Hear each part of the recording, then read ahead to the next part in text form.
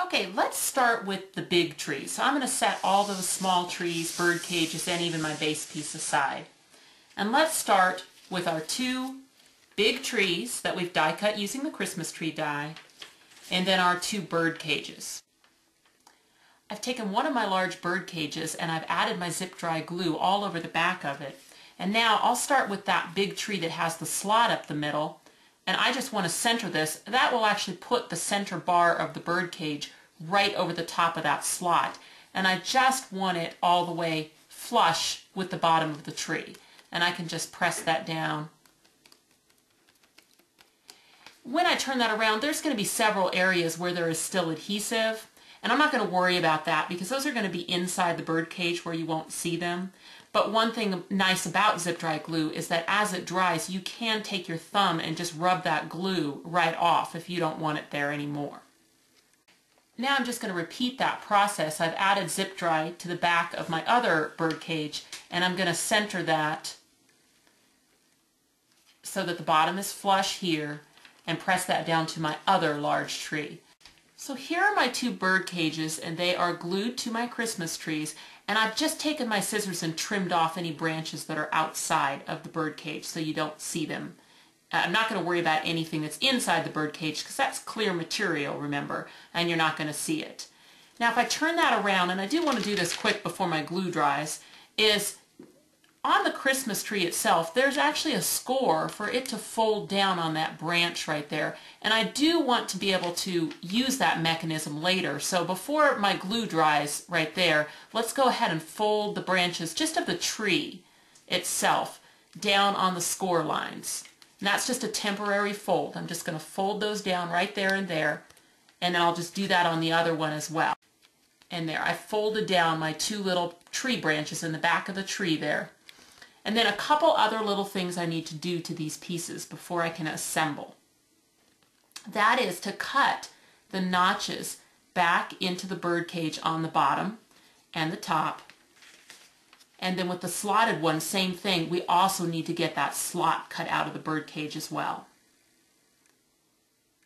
The way I do that is I'm going to use a cutting mat and craft knife to do it. That way I can just get in and get all of those pieces out.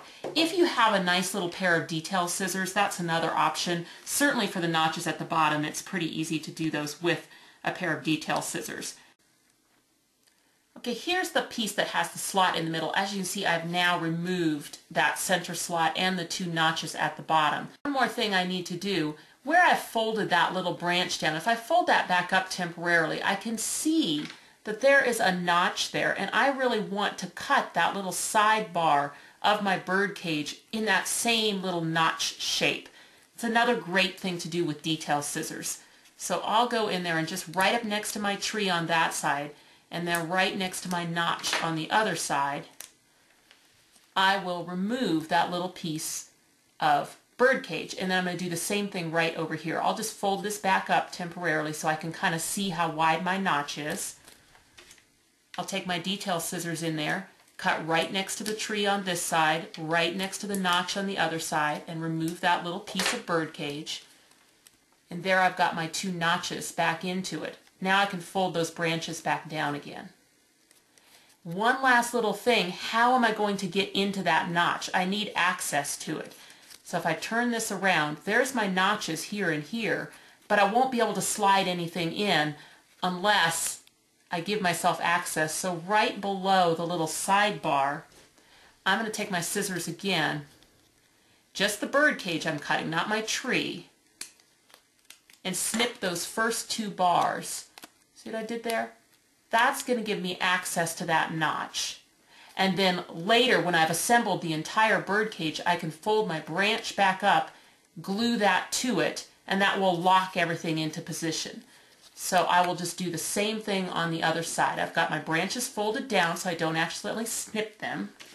I'm going to take my scissors and just go right under that sidebar to give myself access. And my glue's kind of sticking there. Do love that zip dry. There it is. See what I've done there? And now I'm just going to do that exact same process with my other large tree. Okay, on my other tree, the one that has the 3 notches at the bottom, I've completed that same process where I've cut the notches back in through the bird cage. I've folded my branches up temporarily to help me cut through the sidebar and make those notches. Then I folded it down, cut right below the sidebar so that I could get access to that notch on both sides. And then the last thing I have to do is deal with this top part up here. There's a notch in the Christmas tree that's important for the assembly, but look at how much space is above it. What I like to do with this bird cage, I go ahead and cut off that little ornamental top part, and I'll just let the other bird cage have the ornament on it. And then I want to cut that same notch and just extend it all the way up. So I'll do a pair of scissors for that. And there's my notch in the top of that bird cage. So that's all of the alterations that I have to do to my big bird cages. They can actually now be assembled to each other to be the centerpiece of our 3-dimensional bird cage.